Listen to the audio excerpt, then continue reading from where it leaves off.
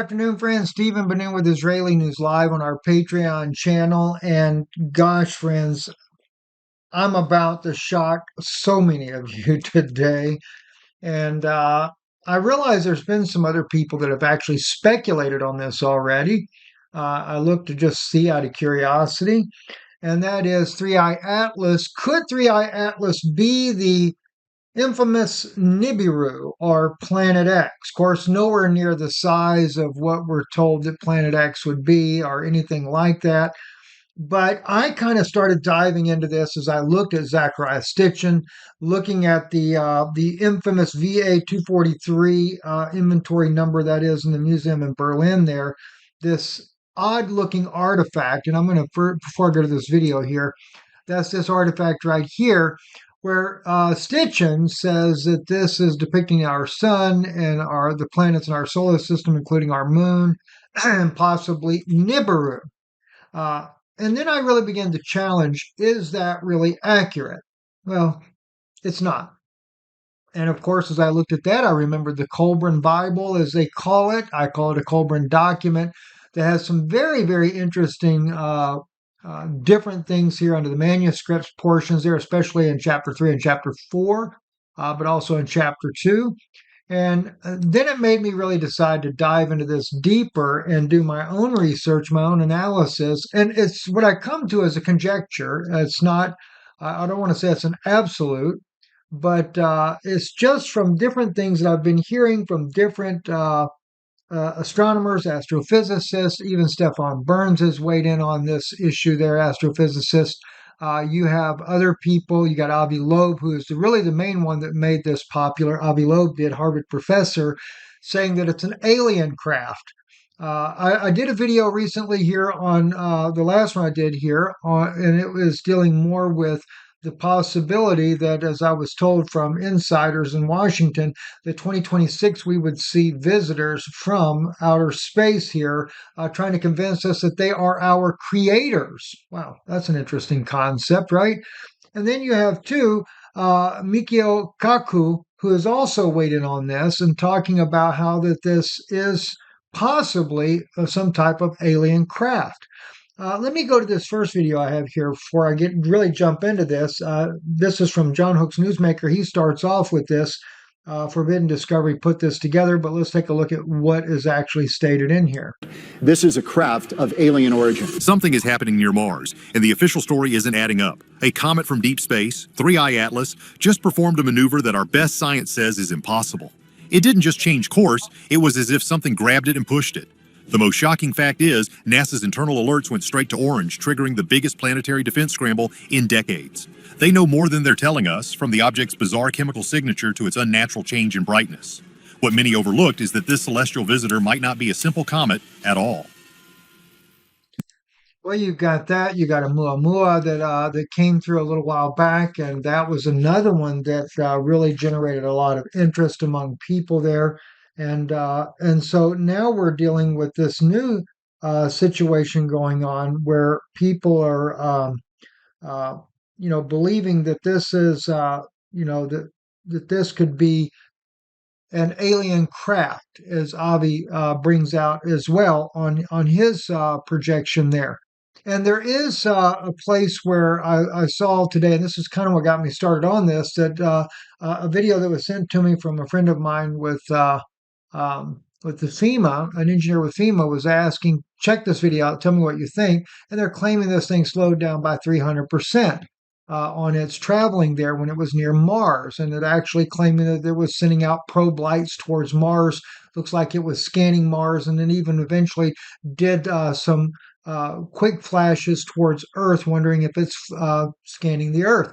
Right now, this thing is behind the sun. And as it's behind the sun, this is what got me to begin to look at this and consider going back to Zachariah Stitchin and his idea that this was the sun. Well, as I did some deep research on this, I noticed that VA 243, its origin is Akkadian, roughly about 2300 to 2100 BCE is the time where that came from. It is from the hematite cylinder seal, which is about 2 centimeters by 3 centimeters long. Very, very small thing right here, very small artifact. And of course, the inscription in the scene is seated with a male deity, receiving two standing figures. Between them, above the scene, is a cluster of small circular symbols, one larger than the rest. And Stitchin claimed that this was the 12th planet back in 1976. In fact, it's kind of interesting because at that time when Zachariah Stitchin was doing this work on these things, a friend of mine that worked with the government there asked me if I knew him because he actually told me that Stitchin was a CIA agent. And that was part of what he was working on was that. So he thought perhaps I knew him since I was in back in from 1983 to 1991. I did not. I had nothing to do with that type of information in those days. Anyway, at the center is the sun, shown as a radiant star surrounded by 11 smaller bodies representing the known planets, according to Zachariah Stitchin, and the 12th planet, Nibiru. So that was his interpretation. It was the big central symbol, the sun, is what he believed was in there. But the fact of that is, it's not what it is at all. What the cuneiform and iconography say, the professionals translated the inscription read something like Dubsiga, servant of God of Shamash. That's it. A personal dedication common on seals. The X, servant, and Y is God. And there is no astronomical text on the seal, no star names, numbers, or planetary list. Art, historically, the small cluster above the scene is standard, a divine symbol cluster used on dozens of Mesopotamian seals to indicate the heavens or the gods, not a scientific star chart. And so basically, what we're seeing here is not that it's an actual star chart, but what we're actually looking at is that it represents a deity coming from behind the sun, is what some actually have believed it to be. They actually say the large star with raised motif most often represents the star god Shamash, the sun deity himself, as a divine emblem and not a physical sun in a heliocentric diagram. The surrounding dots are generic celestial symbols. They don't correspond one for one to planets, and many seals show 6, 8, or even 12 dot clusters, purely a decorative or religious shorthand. And I have seen the other emblems there. They never have the 12, like he says, sometimes 6, sometimes 8. And even that caught my attention when I saw that 6 or 8, because I think it's Professor Avi Loeb that believes that there are 8 clusters of some sort that are actually swarming around this 3-eye atlas. And I actually found an image here for you. Let me find the right one. Here we go, right here. This one here on Twitter. And you can play it. Watch that, what that imagery does there. See? They see these dots moving around it there. They keep forming around this object right here. And it is believed anywhere from 6 to 8. And according to Avi Loeb, that is another thing that he also says as well, that there are 6 to 8 different clusters that go around it. So anyway, as I began to look at that, then I began to think of also the idea or the possibility of the Culbran. And how would we look at the Culbran document in the way they talk about the destroyer, and in line with also the ideology that Planet X or Nibiru comes around every 3,600 years? Because according to the Culbran, it's not a 3,600 year cycle at all. It's more like a 1,500-year cycle is what we see. We know that according to the Colbrin document, the time of the antediluvian destruction during the Nephilim was believed to be a bypass of this event. It doesn't ever describe the size, it just describes the way it looks.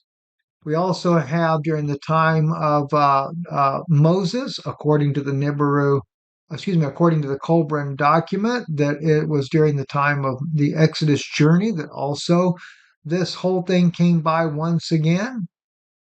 And we could possibly see that at the time of Jesus, we had another particular situation where the sun stood still and it was dark on the earth for several hours, in fact. And of course, we know eclipses do not last that long. A powerful earthquake that divided up everything, tore temple of the garment, and half it was so mighty of an earthquake.